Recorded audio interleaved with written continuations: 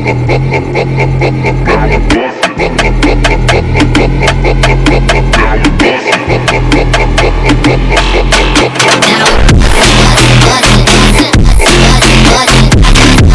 Tiku lovers, तो चलिए आज की न्यू स्टोरी स्टार्ट करते हैं जिसका नाम है माफिया लव। मुझे उम्मीद है आर्मी कि आपको स्टोरी पसंद आएगी। अगर पसंद आए तो प्लीज एक लाइक जरूर करें और कमेंट करके जरूर बताएं। स्टोरी शुरू होने से पहले मैं आपको बता दूं कि वी इसमें एक नॉर्मल से लड़के हैं जिनके ऊपर ये पूरी कहानी है और जेके माफिया लीडर हैं जिनका पूरा ग्रुप है।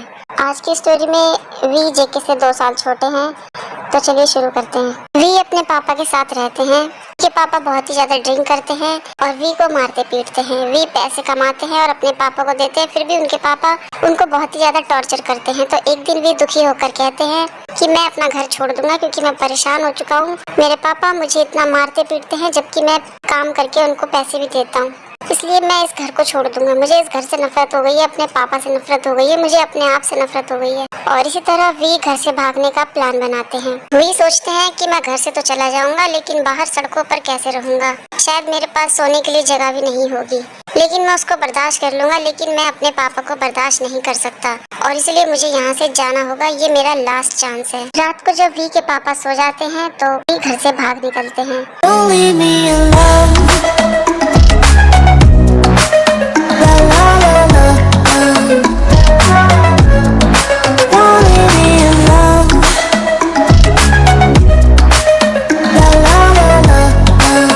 रास्ते पर भागते भागते भी कहते हैं कि मुझे बहुत ही ठंड लग रही है और मेरे सर में भी बहुत दर्द हो रहा है।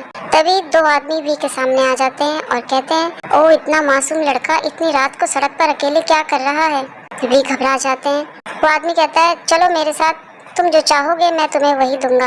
वी कहते हैं नहीं। फिर वो दोनों आदमी वी पर चिल्लाते हैं, कहते हैं मेरे साथ चलो, मैंने तुमसे कहा ना। वी कहते हैं तुम्हें समझ में नहीं आती, मैंने कहा मैं तुम्हारे साथ नहीं जाना चाहता। वी घबरा कर कहते हैं मुझे यहाँ से भागना होगा। फिर वी वहाँ से भागते हैं। भागते भागते वी आगे जाकर जेके से टकरा जाते हैं।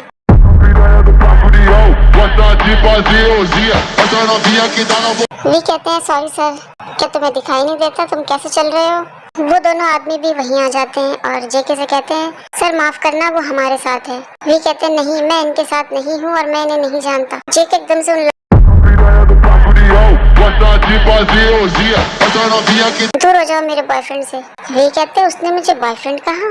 जेके वी से कहते हैं बेबी मेरे पास आओ, और वी जेके के पीछे जाके खड़े हो जाते हैं। जेके उनसे कहते हैं कौन हो तुम दोनों। फिर वो दोनों आदमी कहते हैं सॉरी सर, हमसे गलती हो गई, हम जा रहे हैं। जेके वी से कहते हैं कि चलो तुम बाहर आओ। वो लोग चले गए। वी रोते हुए जेके के गले लगकर कहते हैं कि थैंक यू सर, आपने मुझे बचा लिया, नहीं तो वो लोग मेरा किडनैप कर लेते। जेके कहते हैं कि पहले तो तुम मुझे जॉन कहकर बुलाओ, और दूसरी बात इतनी रात गए तुम्हारे जैसा मासूम लड़का सड़क पर क्या कर रहा है, तुम्हें तो अपने घर पर होना चाहिए। वी बड़ी धीमी आवाज में कहते हैं कि मैं नहीं जाना चाहता। जेके कहते हैं तुम्हारा मतलब क्या है। वी कहते हैं माफ करना सर, लेकिन मैं आपको बारे में कुछ नहीं बताना चाहता। उसके बाद वी मन में सोचते हैं कि मैं इसके साथ इतना सेफ महसूस क्यों कर रहा हूँ, कि कैसा एहसास है। मेरे सर में बहुत दर्द हो रहा है, मुझे चक्कर भी आ रहे हैं। जेके कहते हैं हे बेबी बॉय तुम ठीक हो।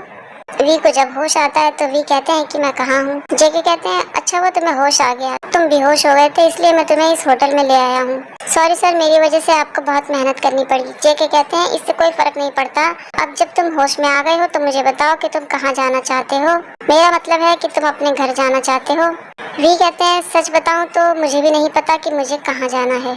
जेके कहते हैं तो क्या आप मेरे साथ आना चाहते हैं। वी कहते हैं कि मैं आपके ऊपर बोझ नहीं बनना चाहता, मैं आपसे सीरियसली पूछ रहा हूँ, मैं उस तरीके का आदमी नहीं हूँ जैसा आप सोच रहे हैं, और मुझे इससे कोई फर्क नहीं पड़ता कि आपके साथ क्या प्रॉब्लम है। ये आपकी मर्जी है कि आप मेरे साथ आना चाहते हैं या नहीं। वी मन में कहते हैं कभी कभी फैसला लेना कितना मुश्किल होता है। मिस्टर जॉन वैसे तो बड़े ही ठंडे दिल के आदमी लगते हैं, लेकिन मुझे ऐसे लोग बिल्कुल पसंद नहीं है, क्योंकि मेरे पास अब कोई और रास्ता नहीं है, तो इसलिए मुझे के साथ ही जाना पड़ेगा। ठीक है, मैं आपके साथ आऊँगा। जेके कहते हैं ठीक है तो चलो मेरे साथ। पीछे से वी मन में कहते हैं क्या ये फैसला ठीक था। जेके वी को अपने घर ले जाते हैं और कहते हैं कि फिलहाल तो ये कमरा आपका है, आप इस कमरे में सो सकते हैं। वी कहते हैं गुड नाइट जॉन। जेके कोई जवाब नहीं देते और चले जाते हैं। वी कहते हैं चलो बाहर सड़क पे सोने से तो अच्छा है कि मैं एक कमरे में सो रहा हूँ और मेरे पास ओढ़ने के लिए एक कंबल भी है। दूसरे दिन सुबह जेके वी के कमरे में आते हैं और वी को सोता हुआ देखकर कहते हैं वो कितना मासूम और प्यारा लगता है। फिर एकदम से वी पर चिल्लाते हैं, हे बेबी बॉय जल्दी से उठो तुम। वी एकदम से घबरा कर उठते हैं और कहते हैं, सॉरी मिस्टर जॉन। जेके कहते हैं कि मैं तुम्हारे लिए कपड़े लेकर आया हूँ, इन कपड़ों को पहनकर तुम तैयार हो जाओ। वी कहते हैं ठीक है। उसके बाद जेके गुस्से में बाहर चले जाते हैं। वी कहते हैं मैंने ऐसा क्या कह दिया जो वो गुस्सा होकर चला गया। जिमिन जेके से कहते हैं, क्या मैं उस लड़के से मिल सकता हूँ जिसके बारे में आपने मुझे कल रात को बताया था। जेके कहते हैं हाँ मिल सकते हो, लेकिन उससे पहले जिन से कहो कि उसके खाने के लिए कुछ बना दे। जिमिन कहते हैं हाँ ठीक है। उसके बाद जिमिन वी के पास जाते हैं और कहते हैं, हेलो मेरा नाम जिमिन है और आपका। वी कहते हैं, हेलो मेरा नाम किम तियोंग है। जिमिन कहते हैं कि तुम इतना शर्मा क्यों रहे हो, चलो ठीक है पहले तुम कुछ खा लो फिर उसके बाद हम बातें करेंगे। वी कहते हैं ठीक है।